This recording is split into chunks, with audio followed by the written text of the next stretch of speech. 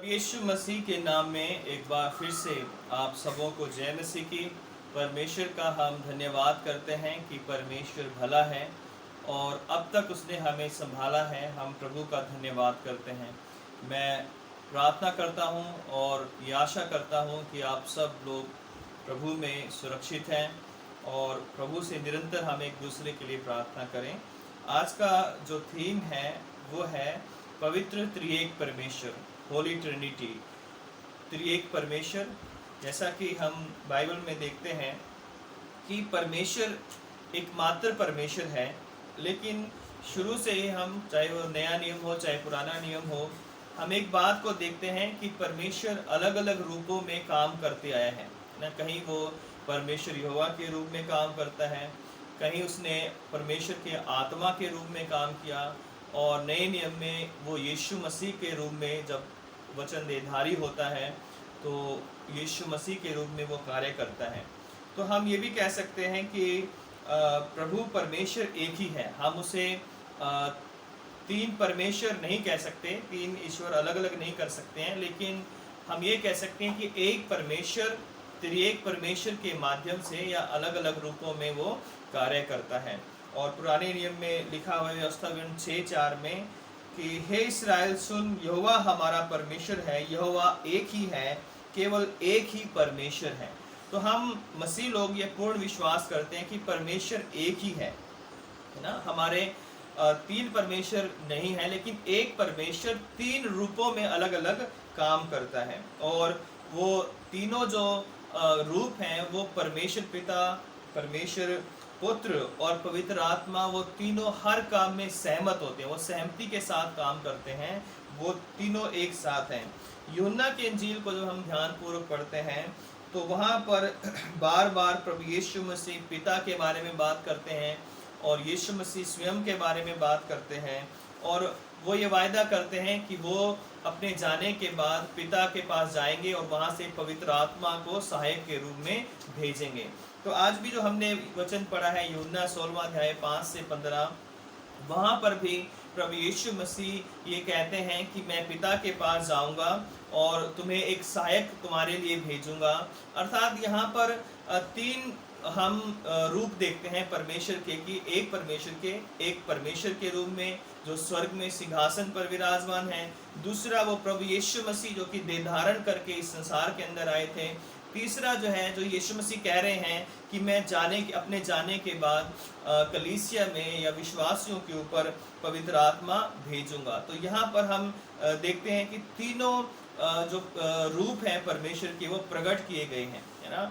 और हम बाइबल में देखते हैं कि किस तरह से पुराने नियम में जो परमेश्वर है वो प्रकट रूप में, या कहें बहुतायत से, जब पुराने नियम में यहोवा परमेश्वर के रूप में उसने अपने आप को प्रकट किया और यहोवा परमेश्वर के रूप में वो काम करता है।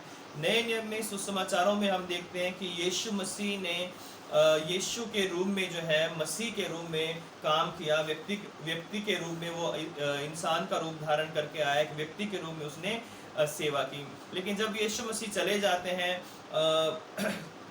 और उसके बाद पेंतिकोस्त का दिन आता है, तो प्रभु यीशु मसीह के द्वारा जो प्रॉमिस किया गया था पवित्र आत्मा, वो चेलों के ऊपर आता है प्रेरितों के काम 2 अध्याय में। तब से हम देखते हैं कि वो पवित्र आत्मा लोगों की जिंदगियों में निरंतर काम करता आ रहा है। तब से जो कलीसिया के अंदर वो काम करता आ रहा है। परंतु हम ये भी नहीं कह सकते कि परमेश्वर का समय चला गया, यीशु मसीह का समय चला गया और अब सिर्फ पवित्र आत्मा का समय है और अब हमें पिता और पुत्र की जरूरत नहीं है। क्योंकि बाइबल में अभी हमने जो पढ़ा है वचन, उसमें यही बताया गया है कि परंतु जब वह अर्थात सत्य का आत्मा आएगा तो तुम्हें सब सत्य का मार्ग बताएगा, क्योंकि वह अपनी ओर से ना कहेगा परंतु जो कुछ सुनेगा वही कहेगा। यानी आज हम पवित्र आत्मा की सेवा को देखते हैं कलीसियाओं के अंदर कि पवित्र आत्मा कैसे बड़े बड़े काम कर रहा है। तो हम ये नहीं कह सकते कि अब हमें यीशु मसीह की ज़रूरत नहीं है, पिता की ज़रूरत नहीं है, और सिर्फ पवित्र आत्मा की हमें ज़रूरत है। और पवित्र आत्मा उन दोनों से बढ़कर है, क्योंकि त्रिएक परमेश्वर में हम तीनों को एक समान मानते हैं, एक उनका इक्वल दर्जा है। और इसलिए प्रभु यीशु मसीह कहते हैं क्योंकि वह अपनी ओर से कुछ ना कहेगा, परंतु जो कुछ सुनेगा वही कहेगा। किससे सुनेगा? पिता से और पुत्र से। जो कुछ सुनेगा वही पवित्र आत्मा कहेगा, और आने वाली बातें तुम्हें बताएगा, और जो भविष्य की बातें वो भी पवित्र आत्मा हमें बताएगा। वह मेरी महिमा करेगा, क्योंकि वह मेरी बातों में से लेकर तुम्हें बताएगा। जो कुछ पिता कहा है वह सब मेरा है, इसलिए मैंने कहा कि वह मेरी बातों में से लेकर तुम्हें बताएगा। तो जो कुछ पिता का है वो पुत्र का है, और जो कुछ पिता और पुत्र का है वो सब बातें पवित्र आत्मा आज सदियों से, पिछले 2000 सालों से, जब से पवित्र आत्मा चेलों के ऊपर उतरा था, उसके बाद कलीसिया के अंदर पवित्र आत्मा काम करता आ रहा है। तो एक बात और हमें जानने की ज़रूरत है कि जो ट्रिनिटी शब्द है वो बाइबल के अंदर कहीं पर भी नहीं है, लेकिन हम त्रिएक परमेश्वर को हम जैसा यूहन्ना 16वें अध्याय में पढ़ा, अगर हम 14, 15, 16वां अध्याय पढ़ते हैं 7वें अध्याय तक, तो यहाँ पर हम तीनों रूपों को परमेश्वर के देखते हैं। तो त्रिएकता के जो हम कहते हैं कि परमेश्वर त्रिएक है, जबकि बाइबल में ट्रिनिटी वर्ड जो है कहीं भी नहीं है, ना हिब्रू में है ना ग्रीक में है जो है। तो हम इसको कैसे समझ पाते हैं, कैसे मानते हैं कि परमेश्वर त्रिएक है? तो कुछ बातें जो है अगर हम देखते हैं पुराने नियम नए नियम में, कि परमेश्वर ने जब इब्रानी भाषा में कहा कि इब्रानी भाषा में जो परमेश्वर के लिए शब्द आया है इलोहिम, और इलोहिम का जो अर्थ है वो है गॉड्स, यानी एक परमेश्वर से अधिक परमेश्वर। और ये इलोहिम शब्द है, बाइबल की सबसे पहली जो आयत है उसके अंदर ही ये इलोहिम शब्द आया है। तो आदि में परमेश्वर ने आकाश और पृथ्वी की सृष्टि की। तो जो परमेश्वर शब्द है वहाँ हिंदी में, तो इंग्लिश में जो है वहाँ पर परमेश्वर ने जो है इलोहिम शब्द है वहाँ हिब्रू में, और इंग्लिश में गॉड्स जो है। तो यहाँ पर हम पता हमें चलता है कि परमेश्वर जब सृष्टि कर रहे थे तो वो एक नहीं थे बल्कि त्रिएक परमेश्वर थे। उत्पत्ति 1:26 में हम देखते हैं तो वहाँ पर परमेश्वर स्वयं कहता कि आओ हम जो है ना, तो मनुष्यों को अपने समानता स्वरूप के ऊपर बनाए। तो वहाँ पर भी परमेश्वर जो है मैं नहीं कहता कि मैं मनुष्यों को, बल्कि वहाँ पर कहता है कि आओ हम जो है। तो हम शब्द जो है वो ट्रिनिटी को दर्शाता है। मत्ती 3:13 से 17 में हम देखते हैं कि जब प्रभु यीशु मसीह का बपतिस्मा हुआ, तब प्रभु यीशु मसीह बपतिस्मा ले रहे थे, परमेश्वर की आवाज़ आई और पवित्र आत्मा कबूतर के रूप में जो है यीशु मसीह के कंधों पर आकर उतरा या बैठा जो है। तो वहाँ पर पिता आवाज़ दे रहा है, पुत्र जो है उसका बपतिस्मा हो रहा है, और पवित्र आत्मा जो उस पुत्र पर जो है यानी यीशु मसीह पर जो है एक शरीर के रूप में, कबूतर के रूप में जो है वो आकर यीशु मसीह के कंधों पर बैठती है। जब यीशु मसीह ने मत्ती की अंजील उसके 18 के 19 में जब अंतिम जो आज्ञा दी है उसमें प्रभु यीशु मसीह ने कहा है कि इसलिए तुम जाकर सब जातियों के लोगों को चेला बनाओ और उन्हें पिता, पुत्र और पवित्र आत्मा के नाम से उन्हें बपतिस्मा दो। तो यहाँ पर भी प्रभु यीशु मसीह जो शब्द यूज करते हैं पिता, पुत्र और पवित्र आत्मा। और दूसरा ग्रंथ 13:14 में जो हम आशीष वचन के रूप में जो वचन पढ़ते हैं, वहाँ पे भी लिखा है कि प्रभु यीशु का अनुग्रह, परमेश्वर पिता का प्रेम और पवित्र आत्मा की सहभागिता आप सबके साथ हो। तो यहाँ पर भी हम देखते हैं कि प्रभु यीशु मसीह का जो अनुग्रह, पिता का प्रेम और पवित्र आत्मा, तो तीनों शब्द एक ही आयत के अंदर जो है परमेश्वर के लिए इस्तेमाल किए गए। यानी वो एक परमेश्वर है लेकिन वो त्रिएक परमेश्वर के रूप में काम करता है। तो दुनियावी कुछ उदाहरण भी हम देख सकते हैं। अगर दुनिया में हम पानी हमारी सबसे बड़ी ज़रूरत है, तो पानी के भी 3 रूप होते हैं। तरल रूप होता है, बर्फ़ के रूप में होता है और भाप के रूप में होता है। प्रकाश को अगर हम देखते हैं तो उसमें लाल, पीली और नीली किरणों से जो है रोशनी बनती है, प्रकाश बनता है।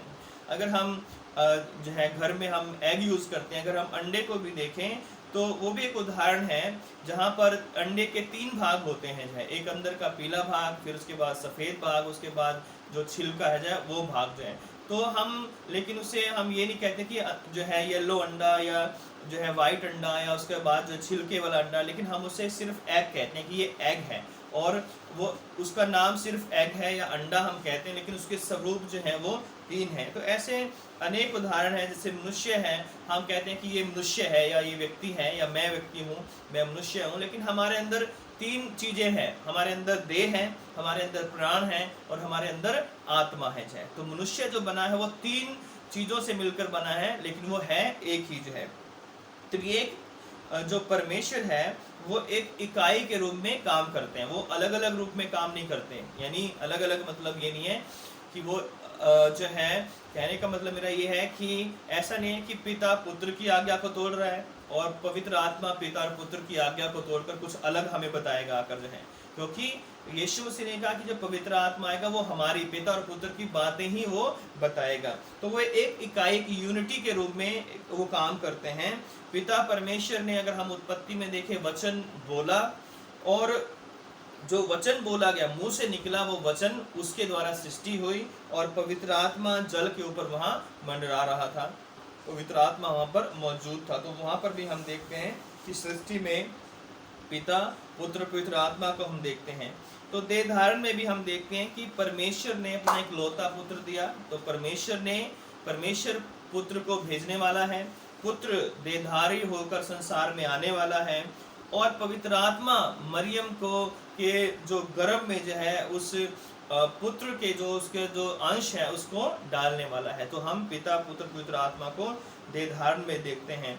तो छुटकारे में भी हम देख सकते हैं कि छुटकारे का जो रूप है, सिद्धांत है, परमेश्वर पिता ने कलवरी स्वीकार किया या ग्रहण किया। परमेश्वर पिता ने कलवरी पर प्रभु यीशु मसीह को ग्रहण किया, जब प्रभु ने कहा कि मैं अपनी आत्मा तेरे हाथों में सौंपता हूँ। किसको सौंपा? परमेश्वर को। कौन सौंप रहा है? यीशु मसीह सौंप रहे हैं। और परमेश्वर पवित्र आत्मा यीशु ने अपने आप को सनातन आत्मा के द्वारा अर्पित किया। इब्रानियों 9:14 को अगर आप पढ़ लेंगे तो वहाँ पे इस जो है क्लियर है। तो इस तरह हम देखते हैं कि हम जब प्रार्थना करते हैं तो हम पिता से प्रार्थना करते हैं, हम यीशु मसीह के नाम से प्रार्थना करते हैं और आत्मा में होकर हम प्रार्थना करते हैं। तो ऐसे अनेक उदाहरण आप सृष्टि में, दुनिया में, बाइबल में हम देखते हैं कि जहाँ पर जो है ट्रिनिटी को दर्शाया गया है, लेकिन वहाँ पर परमेश्वर का नाम परमेश्वर का नाम चाहे यहोवा के रूप में, चाहे यीशु मसीह के रूप में, चाहे वो पवित्र आत्मा के रूप में लिया गया है। तो ये इस आधार है हमारा कि क्यों हम कहते हैं कि हम त्रिएक परमेश्वर की आराधना करते हैं। त्रिएक परमेश्वर का जो समय है, हम ये कह सकते हैं कि जैसे मैंने शुरू में भी बताया कि पुराने नियम में हम देखते हैं कि बहुतायत से पूरा पुराना नियम बार बार परमेश्वर की यहोवा के नाम से परमेश्वर ने अपने आप को प्रकट किया। नए नियम में यीशु के पैदा होने से पहले ही बता दिया था कि उसका नाम यीशु होगा, वो परमेश्वर का पुत्र कहलाएगा। तो यीशु मसीह परमेश्वर के पुत्र के रूप में संसार में आते हैं और आकर जो है वो प्रभु यीशु मसीह जो है आत्मा से परिपूर्ण होकर, पवित्र आत्मा से परिपूर्ण होकर अपनी सेवा को करते हैं। तो आज हम जब मसीह लोग हैं वो कंफ्यूज ना हो, क्योंकि हम इस पवित्र त्रिएकता के सिद्धांत को तर्कों के आधार पर तो नहीं समझ सकते हैं, है ना, क्योंकि एक तर्क के साथ और 10 तर्क जो है या जो रीजन है वो खड़े हो जाएंगे कि क्यों, कैसे, कब। लेकिन जब हम प्रभु पर विश्वास करते हैं और इतने सारे उदाहरण बाइबल के अंदर हमारे पास है कि पवित्र आत्मा परमेश्वर जो है वो हमारे बीच में किस तरह से काम कर रहा है, तो यहाँ पर हम देखते हैं कि हमें परमेश्वर के नाम में जो है हमें आगे विश्वास करना है, उस पर आगे हमें बढ़ना है। तो पवित्र आत्मा का जो सिद्धांत है वो परमेश्वर के वचन में जो है हम बार बार देखते हैं। इसलिए जो है हमें परमेश्वर के वचन पर विश्वास करना है, परमेश्वर के आत्मा पर विश्वास करना है, प्रभु यीशु मसीह पर हमें विश्वास करना है और परमेश्वर पर हमें विश्वास करना है। आज हम इन तीनों को एक दूसरे से अलग नहीं कर सकते हैं। कुछ लोग कहेंगे कि हम तो सिर्फ परमेश्वर यहोवा को मानते हैं, कुछ लोग कहेंगे हम यहोवा विटनेस या हम यहोवा के लोग हैं जो हैं। कुछ लोग कहते हैं कि हमें परमेश्वर तो पुराने नियम का परमेश्वर हो गया है, अब हमें उसकी ज़रूरत नहीं है, अब हमें यीशु की ज़रूरत है क्योंकि उसने हमारे लिए अपना प्राण दिया है। लेकिन ऐसे कुछ लोग कहते हैं कि अब पिता पुत्र का समय चला गया है, अब हमें पवित्र आत्मा पर ही हमें भरोसा रखना है, वही हमारा परमेश्वर है, वही हमें स्वर्ग में ले जा सकता है। लेकिन ऐसा बिल्कुल भी नहीं है। अगर हम पिता का इनकार करते हैं तो हम पुत्र और पवित्र आत्मा की आशीष नहीं पा सकते हैं। यदि हम पुत्र का इनकार करते हैं तो हम पवित्र आत्मा को नहीं पा सकते हैं। अगर हम पवित्र आत्मा का इनकार करते हैं तो हम परमेश्वर जो कि न्याय करने वाला है, यीशु जो हम पर दया करने वाला है, जिसने अपना लहू हमारे लिए बहाया है, तो हम अनंत जीवन को प्राप्त नहीं कर सकते हैं। तो इसलिए हमें परमेश्वर के उस उद्धार को, मुक्ति को, उस आनंद को, वो जीवन को पाने के लिए हमें त्रिएक परमेश्वर यानी पिता, पुत्र और पवित्र आत्मा तीनों पर हमें विश्वास करना पड़ेगा। और यीशु मसीह ने कहा कि मैं और मेरा पिता एक हैं। जो है आज जो त्रिएकता है वो हमें एकता सिखाता है। नहीं, संसार में जहाँ पर बहुत सारे लड़ाई झगड़े हैं, देशों के अंदर लड़ाई झगड़े हैं, मुद्दों के ऊपर लड़ाई झगड़े हैं, चाहे अभी हम देखते हैं कि इसराइल में किस तरह इसराइल और फिलिस्तीन की लड़ाई हो रही थी। हम देखते हैं कि कोरोना के ऊपर जो है अलग अलग देशों के किस तरह अलग अलग विचार हैं। हमारे देश में भी जो है अलग अलग राजनीतिक पार्टियों के अलग अलग बातें हैं, अलग अलग विचार हैं। तो ये सब हमें अलग अलग करती हैं संसारिक बातें, लेकिन प्रभु का आत्मा या जो होली ट्रिनिटी है, जो त्रिएक परमेश्वर है, वो हमें बताता है कि हमें पिता, पुत्र, पवित्र आत्मा के उस बंधन को देखना है, सीखना है और उसमें बने रहना है। क्योंकि जैसे पिता और पुत्र एक हैं, आज हमें भी अपने घर में, अपने परिवार में, अपने कलीसियाओं में एक होने की ज़रूरत है। क्योंकि आज सबसे बड़ी आज कलीसियाओं की जो समस्या है वो आपसी गुटबाजी है, आपसी फूट है, लड़ाई झगड़े हैं, एक दूसरे पर दोष लगाना है, अपने परिवार के लिए या किसी अपने व्यक्ति के लिए जो है अच्छे पदों को पाना है, दूसरों को नीचा समझना है, दूसरों की निंदा करना है। तो ये कलीसियाओं में जो है ये सब चीज़ें जब आती हैं तो परमेश्वर का आत्मा वहाँ किसी भी रूप में काम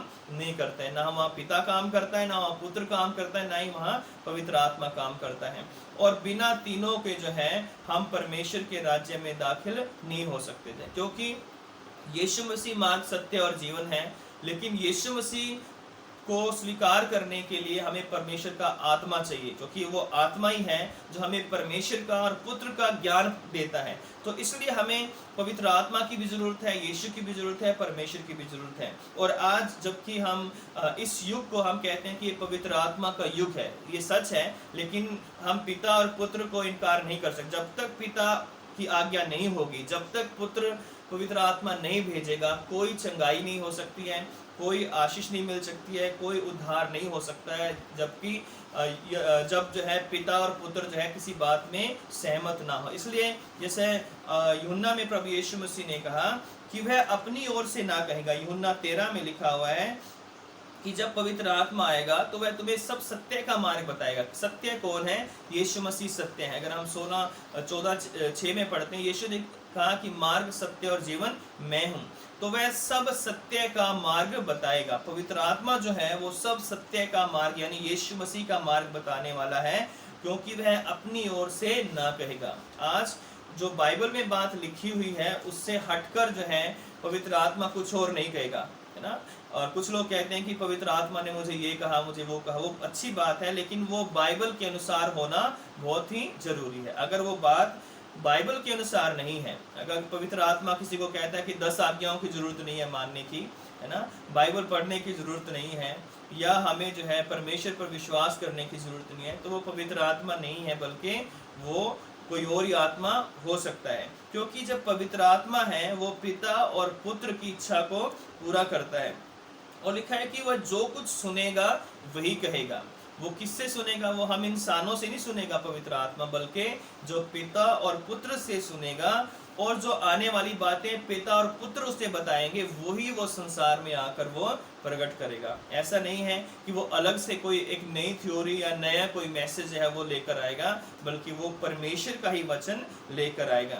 और पवित्र आत्मा का जो काम है पिता पुत्र की महिमा करना है। लिखा है कि वह मेरी महिमा करेगा, क्योंकि वह मेरी बातों में से लेकर तुम्हें बताएगा। यीशु मसीह की ही बातों में से, पिता की बातों में से तुम्हें वो बताएगा। और जो कुछ पिता का है वह सब मेरा है, यानी पिता और पुत्र दोनों एक हैं। और इसलिए मैंने कहा कि वह मेरी बातों में से लेकर तुम्हें बताएगा। यानी जब पुत्र कह रहा है कि पिता मेरे साथ हैं और मैं और पिता एक हैं। तो जो कुछ पवित्र आत्मा आज कर रहा है संसार के अंदर, वो परमेश्वर पिता पुत्र की इच्छा से कर रहा है। तो आज हमें ऐसे लोगों से या ऐसी शिक्षा से बचने की ज़रूरत है, सावधान रहने की ज़रूरत है, जो पिता पुत्र और पवित्र आत्मा को अलग अलग करते हैं और अन्य जो है जो शिक्षाएं लेकर आते हैं जो बाइबल के अनुसार नहीं है। कोई भी शिक्षा को सही या गलत मानने का आधार कोई ये नहीं है कि वो कितना बड़ा पास्टर है या कितने सालों से वो काम कर रहा है। उस शिक्षा को मानने का आधार बाइबल है। अगर वो बाइबल के अनुसार सही है तभी हम उसे सही मान सकते हैं, और यदि वो बाइबल के अनुसार शिक्षा सही नहीं है तो वो चाहे कहें कि हमें पवित्र आत्मा ने बताया है, हमें स्वप्न आया है, हमें दर्शन आया है, तो हम उस बात को नहीं मान सकते क्योंकि वो बाइबल के अनुसार नहीं है। इसलिए जो है प्रभु यीशु मसीह जो आज हमें सिखा रहे हैं कि हमें त्रिएक परमेश्वर पर भरोसा रखना है, विश्वास करना है और हमें अपने जीवन को परमेश्वर के पास लेकर आना है। जैसे पुत्र पिता की आज्ञा को मानता है, आज हमें अपने पिता परमेश्वर की आज्ञाओं को मानना है। जैसे पुत्र ने हमारे लिए अपना प्राण दिया है, हमें उस प्राण के बदले उसकी महिमा करनी है और उस बलिदान के द्वारा अपने जीवन को बचाना है। जैसे पवित्र आत्मा हमें प्रार्थना करने में अगुवाई करता है, विश्वास करने में अगुवाई करता है, हमें दुखी क्षणों में, हमारे संकट में, हमारी मुसीबतों में वो हमारे सहायक के रूप में है, तो उस सहायक को हमें अपने जीवन में ले लेना है। आज हर व्यक्ति जो प्रभु का वचन पढ़ता है, प्रभु पर विश्वास करता है, प्रभु की आज्ञाओं को मानता है, परमेश्वर ने उसके लिए सहायक दिया है और पवित्र आत्मा हमारे मन में है, हमारे अंदर है। और इसलिए पौलुस कहता है कि क्या तुम नहीं जानते कि तुम परमेश्वर का मंदिर हो और परमेश्वर का आत्मा तुम्हारे अंदर वास करता है। तो आज हम शक ना करें कि हमारे पास परमेश्वर का सहायक है या नहीं है।